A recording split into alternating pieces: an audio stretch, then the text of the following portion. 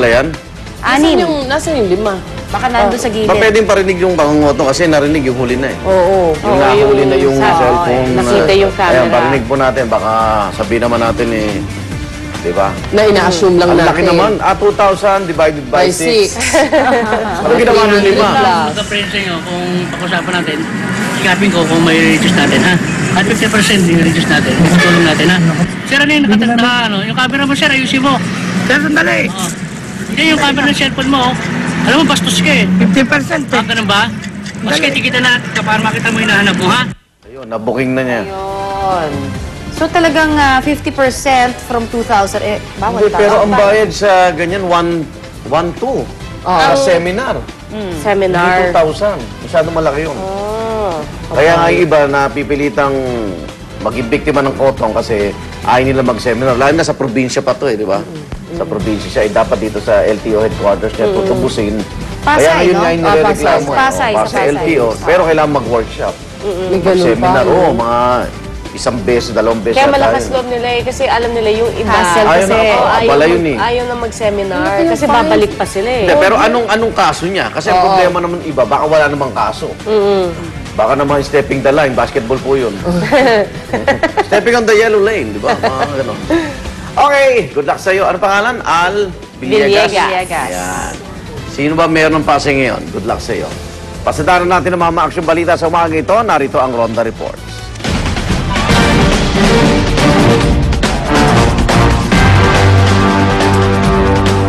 Isa pong mamamahayag na nasawi matapos pagsasaksakin ng 5 hininalang hold-upper na pawang menor de edad sa Antipolo City.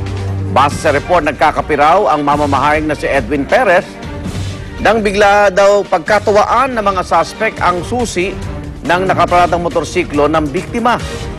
Dito na raw pinagtulungan ng mga suspect si Perez at pinagsasaksak hanggang mapatay. Tatakip na nitong Sabado na madaling araw ang mga suspect na nagtatangkang muling mang-hold up di kalayuan kung saan napatay si Perez. May tsura ito, amo-amo mo. Kala mo, no? Ang maamong tupa. Parang dumadami yung mga minor de edad na nafe-feature natin sa mga balita na na-involve sa ganito mga krimen. Siguro dapat palakasin yung parang juvenile delinquency program. Sabi nga ni Director Purisima, gusto nila ibaba ng 12 pa. Kasi hindi na Kasi daw safe. itong mga kriminal daw ngayon na matitindi, ituro yung mga bata nung araw. Totoo din. Kaya ang inaabangan daw nila ngayon talaga, itong mga batang hamog ngayon sa Guadalupe dahil buo na yung loob nila. Talagang wala nang takot, nakikipaglaban eh. Balita naman mula sa Zamboanga City, patay sa pamaril ang presidente po ng Universidad ng Zamboanga kahapon ng hapon. Sa inisyal na ulat, sakay ng kanyang motorsiklo ang biktimang si Arturo Eustaquio III. Dambarilin sa barangay Santa Maria sa naturang lungsod, idineklarang patay si Eustaquio sa ospital. Agad daw tumakas sa 2 di pa nakikilalang salarin sakay ng isang motorsiklo. Na-recover sa crime scene ang isang slug at 6 na empty shell ng bala ng kalibre 45 baril. Patuloy na inaalam ang motibo sa pagpatay na maaaring may kaugnay umano sa kanyang posisyon bilang presidente at CEO ng universidad. Ano motibo kaya? Posisyon ba yun? Papalitan lang naman siya, di may bagong pangulo. Oo. Samantala, 2 hininalang hold-upper patay naman matapos makainkwentro ng mga otoridad sa Makati kagabi. Pero bago ang mismo encounter, ang mga suspect tinangka munang biktimahin ng truck ng isang forwarding company.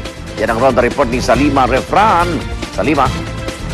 Igan pa yan 2 hinihinalang hold-upper matapos makapagpalitan ng putok sa mga pulis sa barangay Bangkal sa Makati. Pasado alas 9 ng gabi ng tangkaraw hold-upin ang nakariding in tandem ng mga suspect ang isang truck ng isang forwarding company. Pero dahil na hold up na rin dati, nagpaka-alisto ang driver na pang-hold upin na sa sinagasaan niya ang 2 lalaki na sakay ng motor. Pero nakatayo pa mga suspect at hinamol pa sa uli ng akbang tututukan sa ulit ng baril na payukusan na wala ng kontrol sa truck at muntik na tumagilid. Dahilan para mabuang atensyon ng mga tao at maisumbungan ng kapang-hold up. Agad namang naalerto ang pulisan na corner ang mga suspect na agad nakapagpalitan ng putok. Na-recover sa mga suspect ang 2 baril, isang 9mm at isang 40 caliber Glock pistol. Maraming ID rin ang nakuha sa mga suspect pero iba-iba ang mga pangalan. Igan? Maraming salamat, Salima Refran. Aabot naman sa 80 tindahan ang tinupok na apoy sa Sampaloc Public Market sa Maynila kahapon na madaling araw. Ayon sa Bureau of Fire Protection, nagsimula raw ang sunog sa isang tindahan ng tsinelas. Sa lakas ng apoy, umabot sa 3rd alarm ang sunog Hindi bababa sa 3 milyong piso ang halaga ng mga nasunog na ari-arian. Patuloy naman investigasyon sa insidente. Yung sa Caloocan, tindahan ng sapatos. Ngayon naman, tindahan ng tsinelas. Rubber kasi, no? Oo. Grabe sa environment Sakit sa yan. bagay Sakit yun, sa baga, sakit sa ilong. Na lang Hindi, sa sorry, mo ba't yung tumala kayo ganyan? sa tindahan ng tela? Ay, masakit pati sa mata. Oo, Masakit di ba? siya sa mata. Paglabas mo, naghihilam ka na, no? Yung chemicals, yung print. Hindi lang, Mare, yung mismong tela. Yung tela. May mga ano siya, himulmol. Yun, Yan. himulmol. So, ikaw yung tipo may allergy. Ay, yes. Talaga, Paglabas mo. inaasma ako talaga.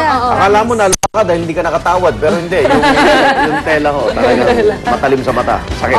Dito naman sa mga naghanap ng mapagkakaabalahan at mapagkakakitaan ngayong summer, bakit hindi ninyo subukan mag-apply sa MMDA? Abot sa 100 slots ang binuksan ng MMDA para sa mga college students na nais rumakit ngayong summer.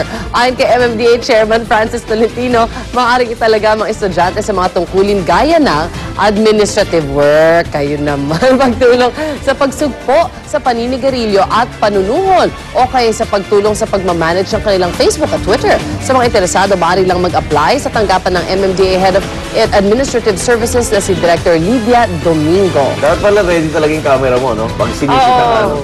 Pero alam mo, maganda rin yung yung alam ng mga MMDA o policeman Yes. yun, na may mga gayang nagbibigay na talaga May ng CCTV na nga eh. Yes. May Actually ba- CCTV, merong phone.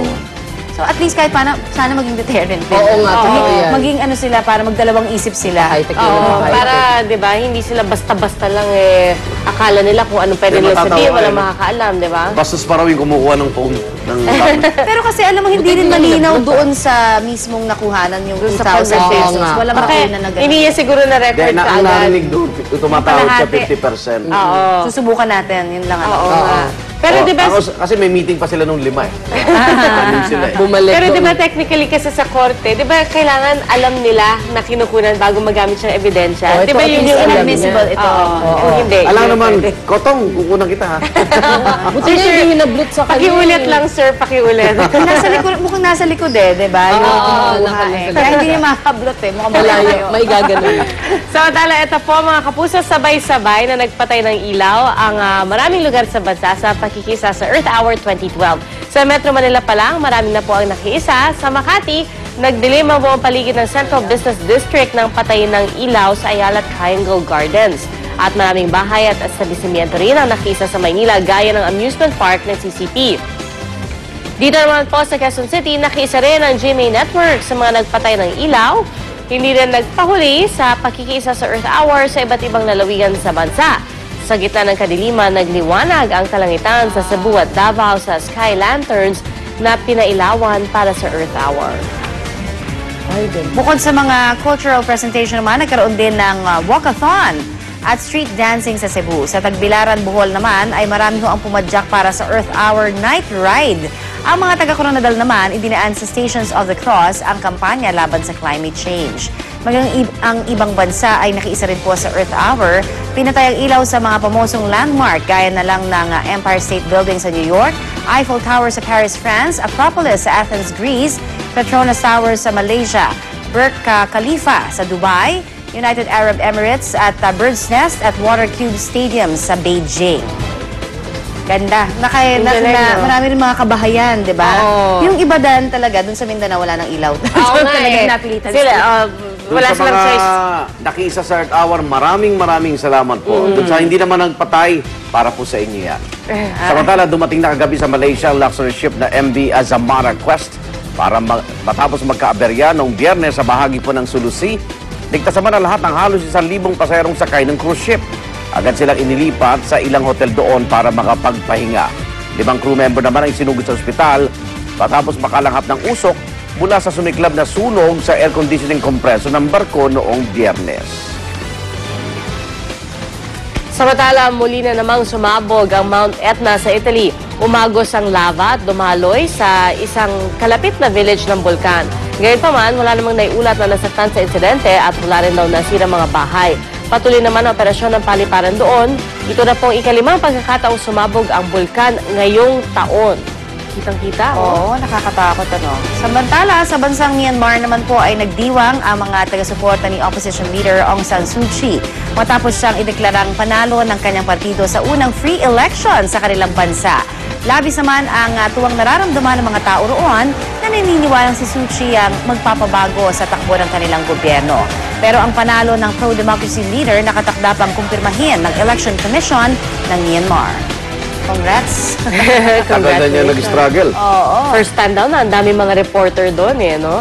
Hindi nila alam kung anong Election. ginagawin sa Parang mga di madaya reporter. si- Oo, talagang, parang naalala natin reminiscent siya of 1986. Yes. 1986. Samantala, sa Japan naman, kakaiba ang naging proposal ng isang lalaki sa kanyang minamahal upang alokin ito ng kasal. Habang nakasakay kasi sa isang roller coaster, doon tinanong ng lalaking roller coaster operator, ang babaeng roller coaster fan, kung payag ba siyang pakasalan nito. Pero hindi lang yan basta-basta roller coaster dahil ang sinakyan nila ang Takabisha na siyang holder ng Guinness Book of World Records bilang may steepest o pinakamatarik na roller coaster drop. Sinisimbolo raw ng roller coaster ang buhay mag-asawa. Nahanda naman daw harapin ng babae dahil nang tanungin siya ng "Will you marry me?" agad itong tinanggap ng babae sa pamamagitan ng pagsagot ng "I will!" Oo, at Pasigaw naka-ready siguro. na siya. Naka-ready na sila. Actually, sabi ng operator, pag di mo sinagot, titigil tayo sa pinakamataas. Operator siya na kanila. Oo, pwede niya i-pause. Oo na! Ganun na lang. Yung pabaligtad pa eh. Samantala, ito naman, ako nakakakilig